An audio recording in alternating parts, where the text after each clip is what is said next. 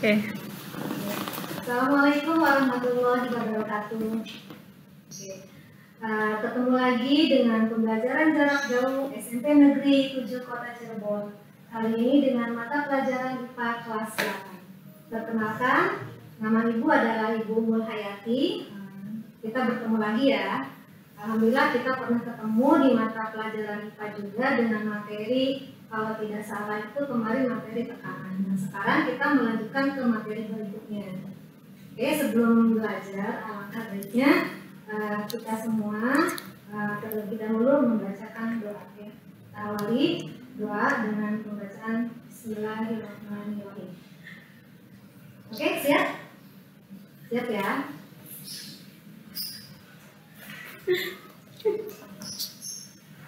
Nah, kali ini materi kita adalah tentang sistem ekspresi pada manusia. Nah, sebelum kita belajar, ini sistem ekspresi pada manusia atau human excretory system. Sebelum belajar, Ibu akan mengingatkan kembali karena kita sekarang masih dalam keadaan masa pandemi. Ingat dengan protokol kesehatan yaitu 5M. Yang pertama, yaitu mencuci tangan, kemudian berikutnya adalah memakai masker, kemudian menjaga jarak. Yang keempat adalah menjauhi kerumunan. Yang terakhir adalah membatasi mobilitas. Ingat ya, selalu dengan protokol kesehatan yaitu menjaga 5M-nya. Meskipun sekarang alhamdulillah sebagian besar mungkin sudah divaksinasi, tapi tetap vaksinasi bukan berarti kita terbebas 100% dari virus corona ini, tetapi itu hanya salah satu ikhtiar kita. Ya, tetap protokol kesehatan yang 5M itu tetap kita jalankan. Siap ya? Kemudian berikutnya kita langsung aja. Nah, ini standar kompetensi yang akan kalian dapatkan pada pertemuan kali ini. Yang pertama yaitu menganalisis sistem ekspresi pada manusia dan memahami gangguan pada sistem ekspresi serta upaya menjaga kesehatan sistem ekspresi. Ada dua. Yang kedua yaitu membuat pikiran atau mapping tentang struktur dan fungsi sistem ekspresi pada manusia dan penerapannya dalam menjaga kesehatan diri. Itu standar kompetensi. Nah, sekarang tujuan atau indikator dari bab sistem ekspresi pada manusia ini ada beberapa. Yang pertama, diharapkan setelah pembelajaran ini kalian atau kita bisa menyebutkan organ-organ penyusun sistem ekspresi pada manusia. Yang kedua, mendeskripsikan fungsi ekspresi. Yang ketiga, menjelaskan hubungan struktur dan fungsi pada organ ginjal. Yang keempatnya, menjelaskan hubungan struktur dan fungsi pada paru-paru. Yang kelima, menjelaskan hubungan struktur dan fungsi organ hati. Berikutnya yang keenam, menjelaskan hubungan struktur dan fungsi pada organ kulit. Kemudian yang ketujuh, mengidentifikasi kelainan dan penyakit yang terjadi pada sistem ekspresi. Yang terakhir, bisa menyebutkan berbagai pola hidup untuk menjaga kesehatan sistem ekspresi. Ini indikator dari mata pelajaran kali ini ya. Kita lanjut yang pertama yaitu, nah sebelum kita mempelajari terlebih dahulu, kita melihat konsep mapnya atau peta konsepnya. Nah, di sini Ibu sudah membuat peta konsep pada alat ekspresi pada manusia, di mana alat ekspresi pada manusia itu meliputi ada beberapa organ. Yang pertama yaitu organ ginjal. Organ ginjal ini mengekspresikan apa? Mengekspresikan urin. Kemudian yang kedua adalah organ hati. Nah, akan mengekspresikan ini urea. Yang ketiga adalah organ kulit, akan mengekspresikan berupa keringat. Kemudian yang terakhir adalah organ paru-paru, akan mengekspresikan karbon dioksida dan uap air. Ini pokok bahasan kita kali ini akan mempelajari sistem ekspresi pada organ-organ ini. Siap ya? Siap. Oke. Nah, berikutnya sebelum ke mempelajari kepada organ-organ sistem ekskresi ini tadi aku bilang tadi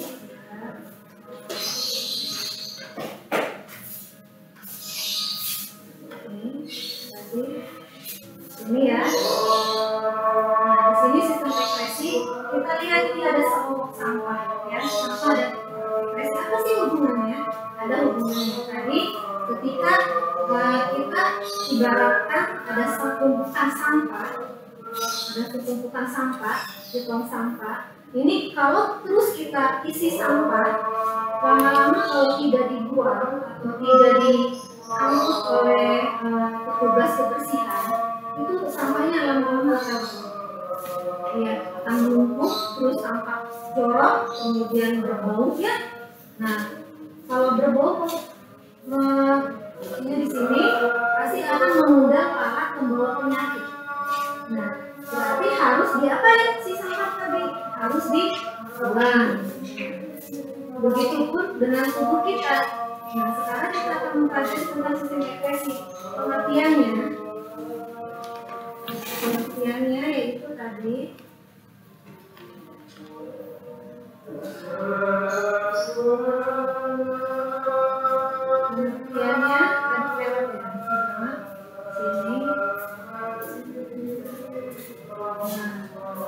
adalah proses pengeluaran zat-zat metabolisme yang sudah tidak digunakan lagi oleh tubuh.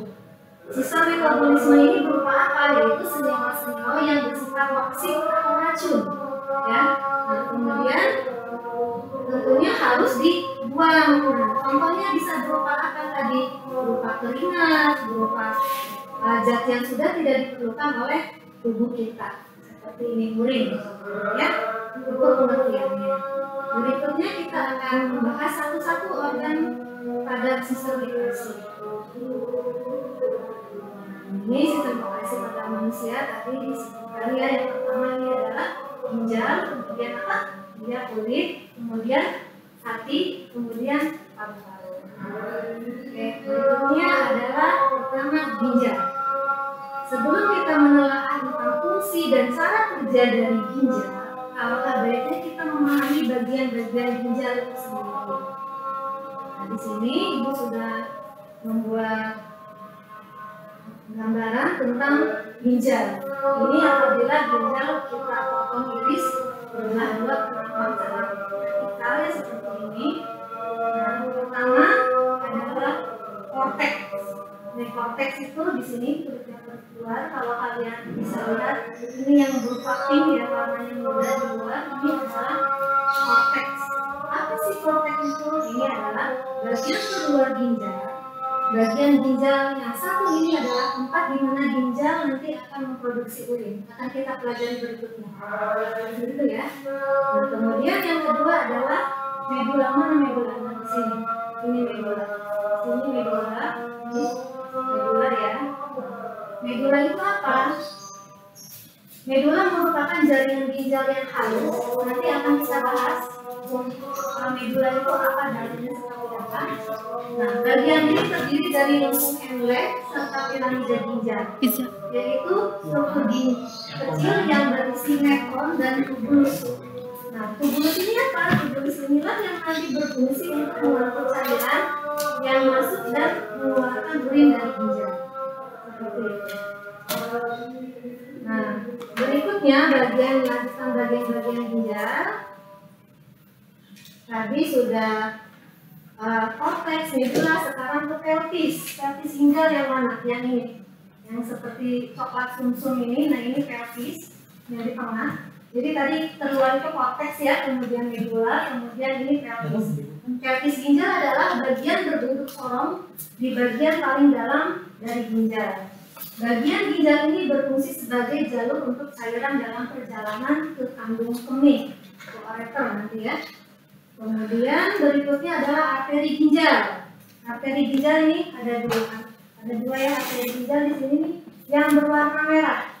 Nah, ini fungsi bagian ginjal ini adalah membawa darah yang kaya akan oksigen dari jantung ke ginjal untuk proses filtrasi yang masuk ke arah ginjal. Kemudian Sekarang ke pena ginjalnya. Nah, fungsi dari pena ginjal adalah membawa darah yang sudah disaring oleh ginjal untuk kembali kemana? Ke jantung. Nah, yang terakhir adalah ini. Sini yang ke bawah adalah ureter ya. Apa itu ureter? Ureter adalah bagian ginjal yang berupa tabung otot dan berfungsi mendorong urin ke dalam kandung kemih. Nah, panjang ureter sekitar antara 20 sampai 30 cm dengan diameter maksimal kurang lebihnya antara 1,7 cm. Ini bagian penampang ginjal ya. Nah, berikutnya setelah kalian memahami bagian-bagian ginjal, kita akan mempelajari yang berikutnya adalah salah satu fungsi dari ginjal itu adalah pembentukannya urin. Nah, di sini Ibu akan untuk proses pembentukan urin, kalian simak video yang akan Ibu tayangkan di sini. Perhatikan baik-baik ya. Itu di sini. Halo teman-teman, bertemu lagi dengan Mr. Kobu. Kali ini kita akan membahas mengenai proses pembentukan urin. Dalam sistem ekskresi, urin terbentuk pada bagian ginjal. Satuan fungsional terkecil dari ginjal disebut dengan nefron. Proses pembentukan urin dimulai dengan tahap filtrasi. Filtrasi merupakan proses penyaringan darah pada bagian glomerulus. Hasil filtrasi ini disebut dengan urin primer. Tahap yang kedua adalah reabsorpsi.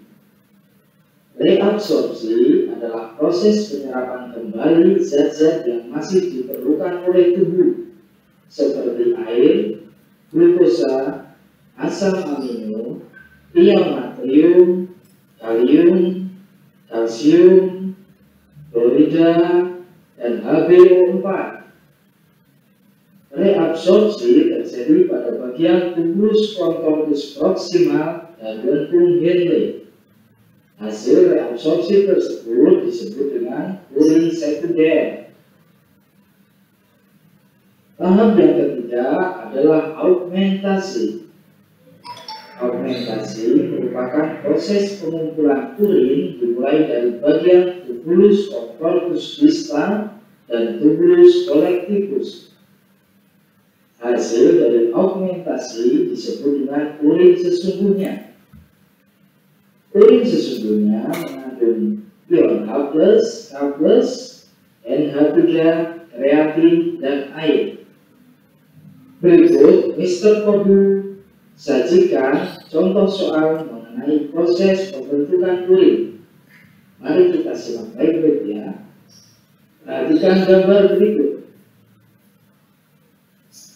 Proses augmentasi terjadi pada bagian yang ditunjuk pada angka A1, B2, C3, D5, E6.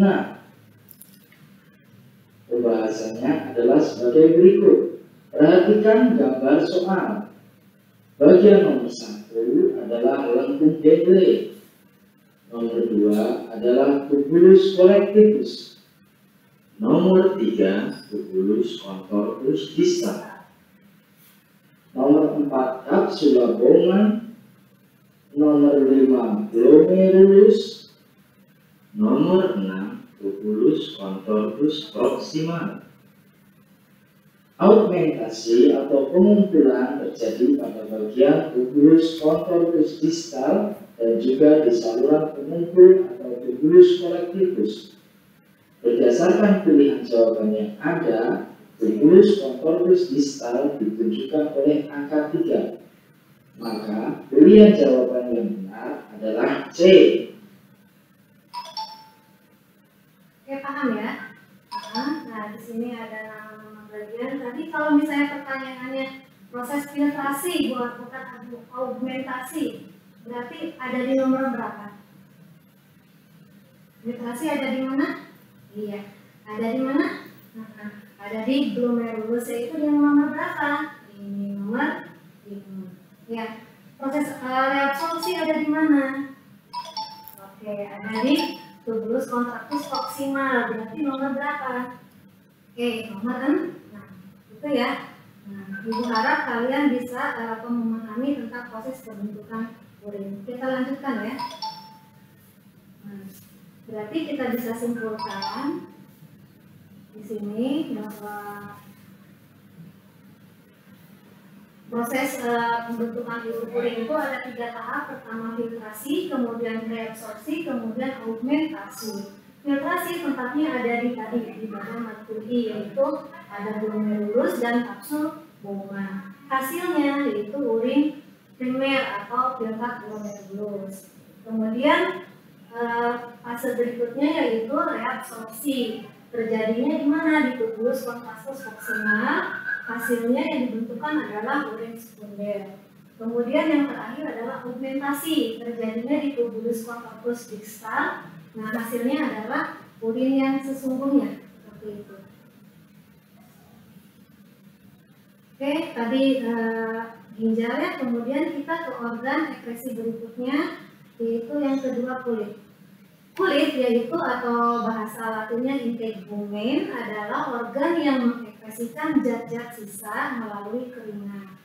Kemudian komposisi dari keringat adalah air, ada garam mineral atau terutama NaCl ya. Kemudian urea, minyak, asam dan sisa metabolisme sel. Kemudian faktor yang mempengaruhi jumlah keringat, diantaranya 1, ya jenis kelamin. Kemudian yang kedua, aktivitas tubuh, otomatis ya. Kemudian yang ketiga, suhu tubuh dan lingkungan. Yang terakhir, yang keempat adalah faktor makanan. Yuk kita lihat susunan kulit ya. Nah yang kelima tadi ada kondisi kesehatan. Kita lihat di sini, kemudian struktur kulit.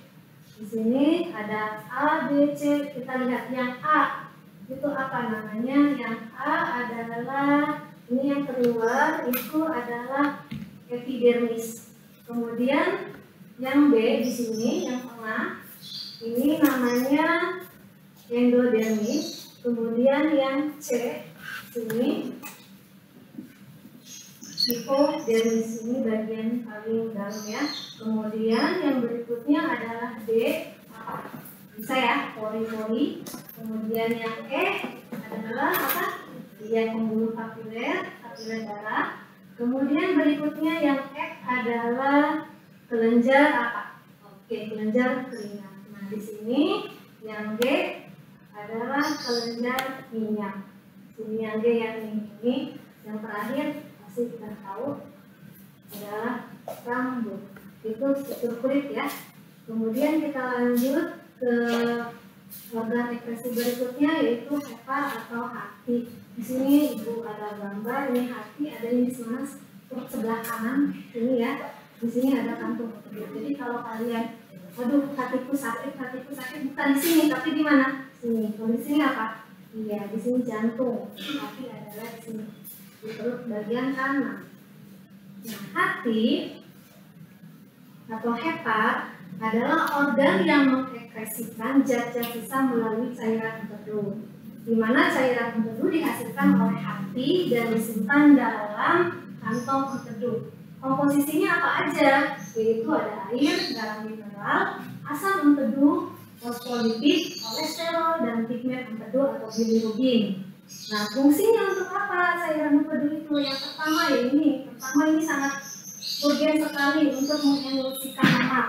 Kemudian yang kedua, mengubah zat yang tidak larut dalam air menjadi larut dalam air. Ketiga, mengaktifkan enzim lipase. Keempat, membantu absorpsi lemak di usus. Kemudian yang kelima, membuang zat-zat sisa. Yang keenam, mewarnai feses pada urin. Seperti itu. Ini ya tadi ya. Kemudian membuang zat-zat sisa, mewarnai feses dan urin. Nah, berikutnya adalah hepar atau hati. Tadi ya, nah hati adalah organ yang mengekspresikan zat-zat sisa melalui cairan empedu. Kemudian tadi cairan empedu dihasilkan oleh hati dan disimpan dalam kantong empedu. Komposisinya ini tadi yang sudah Ibu jelaskan. Fungsinya juga tadi seperti yang sudah Ibu sebutkan. Ini hanya berupa kata konsepnya saja. Kita lanjut ke organ berikutnya yaitu paru-paru. Nah, paru-paru di sini kita lihat gambarnya. Ujung paru-paru ini ada, berarti paru-paru sebelah kanan ya.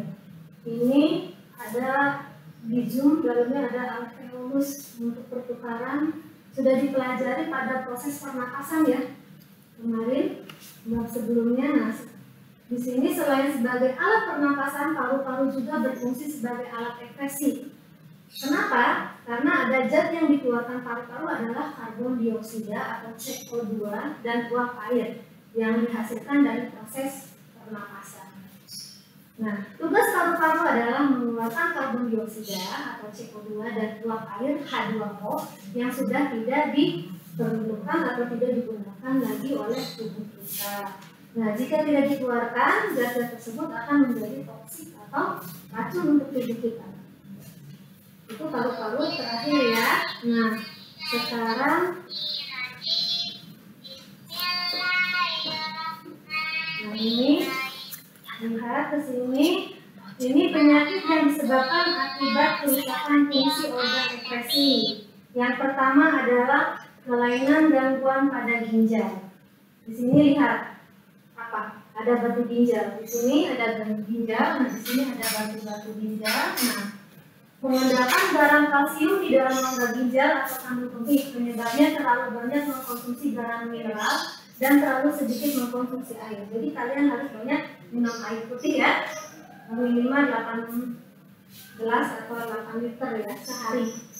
Nah, pencegahannya tadi perbanyak minum air putih, kemudian hindari minum yang kemasan, lakukan olahraga rutin, tidak menahan buang air kecil. Nah, kalian tidak boleh menahan buang air kecil. Kemudian pengobatannya penyakit ini dapat diatasi dengan pembedahan dan sinar laser. Kemudian berikutnya adalah diabetes mellitus. Nah, penyebabnya kadar glukosa dalam darah meningkat. Berarti di sini ada proses dari tadi antara filtrasi, augmentasi dan reabsorpsinya yang tidak lancar ya, berarti menghasilkan atau nanti gangguan terjadi pada seperti ini, diabetes mellitus. Kemudian pencegahannya adalah kontrol kebiasaan makan, kendalikan berat badan, olahraga secara teratur. Pengobatannya dengan apa? Pada anak-anak itu biasanya diberi insulin secara rutin. Pada orang dewasa dilakukan diet rutin dan pemberian obat penurun kadar glukosa darah.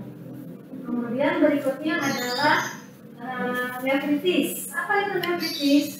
Lihat di sini, ini contoh ginjal yang sehat dan ini yang nefritis ginjal. Di sini kerusakan bagian glomerulus ginjal akibat alergi racun kuman. Glomerulus itu untuk apa tadi? Proses filtrasi ya, berarti proses penyaringan pertama ginjal. Nah, penyebabnya adanya bakteri Streptococcus atau rusaknya nefron. Nefron itu ada di mana tadi? Ada di glomerulus, ada bagian dalam ginjal. Kemudian pengobatannya cangkokan ginjal atau cuci darah secara rutin. Kemudian gangguan ginjal pada berikutnya adalah albuminuria. Apa itu albuminuria? Itu adanya molekul albumin dan protein lain dalam urin. Penyebabnya kerusakan pada alat filtrasi. Nah, pencegahannya ini tetap minum 8 gelas air ya. 8 gelas air sehari kan. 8 gelas.